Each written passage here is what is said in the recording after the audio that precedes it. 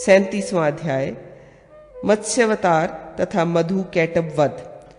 मार्कंडेय जी बोले, महात्मा भगवान अच्युत के बहुत से अवतार हैं।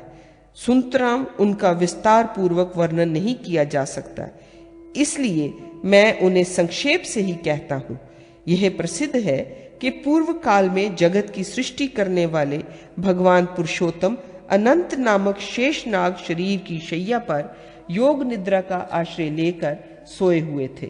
नृप, कुछ काल के बाद उन गहरी नींद में सोए हुए देवादेव शरंग धन व विष्णु के कानों से पसीने की 2 बूंदें निकलकर जल में गिरी।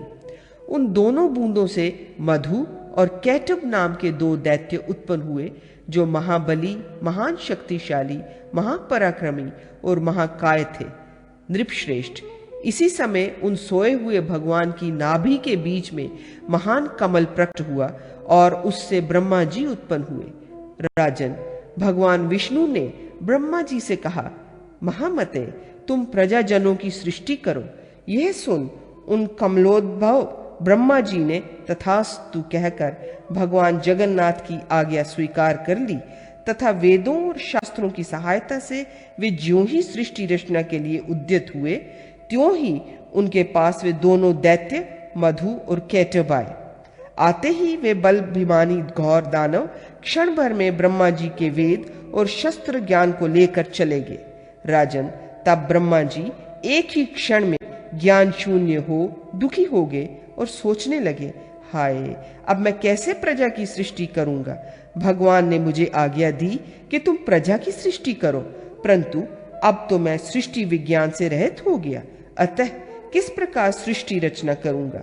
अहो, मुझ पर यह बहुत बड़ा कष्ट आ पहुंचा। लोक पितामह ब्रह्मा जी इस प्रकार चिंता करते करते शोक से कातर हो गए। वह प्रयत्न पूर्वक वेद शास्त्रों का स्मरण करने लगे, तथापि उन्हें उनकी स्मृति नहीं हुई। तब वे मन ही मन अत्यंत दुखी हो एकाग्रचित्त से भगवान पुरुषोत्तम की शास्त्रानुकूल विधि से स्तुति करने लगे। ब्रह्मा जी बोले, जो वेद शास्त्र विज्ञान और कर्मों की निधि है, उन ओमकार प्रतिपाद्य परमेश्वर को मेरा बार बार नमस्कार है। समस्त विद्याओं को धारण करने वाले वाणीपति भगवान को प्रणाम है। अचिंत्य एवं सर्वज्ञ परमेश्वर को नित्य बारंबार नमस्कार है। महाबाहो अधोक्षज, आप निराकार एवं यज्ञ स्वरूप है। आप ही समाप्त मूर्ति एवं सदा सर्व रूपधारी हैं। अच्युत, आप सर्व ज्ञानमय हैं। आप सबके हृदय में ज्ञान रूप से विराजमान हैं। देवदेव, आप मुझे सब प्रकार का ज्ञान दीजिए। आपको बारंबार नमस्कार है। मार्कंडेय जी बोले, ब्रह्मा जी के इस प्रकार स्तुति करने पर शंख, चक्र और गदा धारण करने वाले देवेश्वर विष्णु ने उनसे कहा, मैं तुम्हें उत्तम ज्ञान प्रदान करूंगा। राजन, भगवान विष्णु यूं कहकर तब सोचने लगे, कौन इसका विज्ञान हर ले गया और किस रूप से उसने इसे धारण कर रखा है। भूपाल, अंत में ये जानकर कि ये सब मधु और कैटभ की करतूत है, भगवान जनार्दन ने अनेकों योजन लंबा चौड़ा पूर्ण ज्ञान में मत्स्य रूप धारण किया। फिर मत्स्य रूपधारी हरि ने तुरंत ही जल में प्रविष्ट होकर उसे क्षुब्ध कर डाला और भीतर ही भीतर पाताल लोक में पहुंचकर मधु तथा कैटभ को देखा। तब मुनियों द्वारा स्तवन किए जाने पर भगवान मधुसूदन ने मधु और कैटभ दोनों को मोहित कर वह वेद शास्त्र में ज्ञान ले लिया और उसे ले आकर ब्रह्मा जी को दे दिया। राजन, तत्पश्चात वे भगवान उस मत्स्य रूप को त्याग कर जगत के हित के लिए पुनः योग निद्रा में स्थित हो गए। तदंतर मोह निवृत्त होने पर मधु तथा कैटभ दोनों ही बहुत कुपित हुए और वहां से आकर उन्होंने अविनाशी भगवान विष्णु को सोते देखा। तब वे परस्पर कहने लगे, ये वही धूर्त पुरुष है जिसने हम दोनों को माया से मोहित करके वेद शास्त्रों को ले आकर ब्रह्मा को दे दिया और अब यहाँ साधु की भांति सो रहा है। राजन, यों कहकर उन महाघोर दानव मधु और कैटभ ने वहां सोए हुए भगवान केशव को तत्काल जगाया और कहा, महामते, हम दोनों यहाँ तुम्हारे साथ युद्ध करने आए हैं। तुम हमें संग्राम की भिक्षा दो और अभी उठकर हमसे युद्ध करो।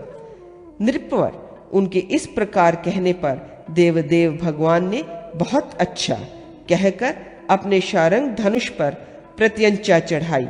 उस समय भगवान माधव ने लीला पूर्वक धनुष की टंकार और शंखनाद से आकाश दिशाओं और अवांतर दिशाओं को भर दिया। राजन, फिर उन महापराक्रमी महाभयानक मधु और कैटब ने भी उस समय अपनी प्रत्यंचाओं को टंकार दी और वे भगवान विष्णु के साथ युद्ध करने लगे। जगतपति भगवान विष्णु भी लीला से ही उनके साथ युद्ध करने लगे। इस प्रकार परस्पर अस्त्र शस्त्र का प्रहार करते हुए उन दोनों पक्षों में समान रूप से युद्ध हुआ। भगवान विष्णु ने अपने शारंग धनुष द्वारा छोड़े हुए सर्प के समान तीखे बाणों से उन दैत्यों के समस्त अस्त्र शस्त्र तिल की भांति टुकड़े टुकड़े कर डाले। वे दोनों उन्मत्त दानव मधु और कैटब चिरकाल तक भगवान के साथ लड़कर अंत में उनके शारंग धनुष से छूटे हुए बाणों द्वारा मारे गए।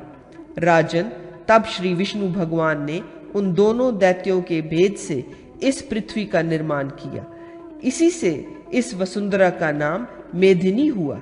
भूपाल, इस प्रकार भगवान विष्णु की कृपा से वेदों को प्राप्त कर प्रजापति ब्रह्मा जी ने वेदोक्त विधि से प्रजा की सृष्टि की।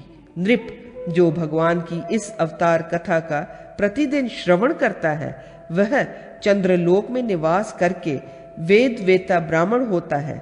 भूमिपाल, जो भगवान विष्णु लोकहित के लिए पर्वत के समान भीमकाय मत्स्य रूप धारण कर जनलोक निवासियों द्वारा स्तुत हुए थे, उनका ही तुम सदा स्मरण करो। इति श्री नरसिंह पुराणे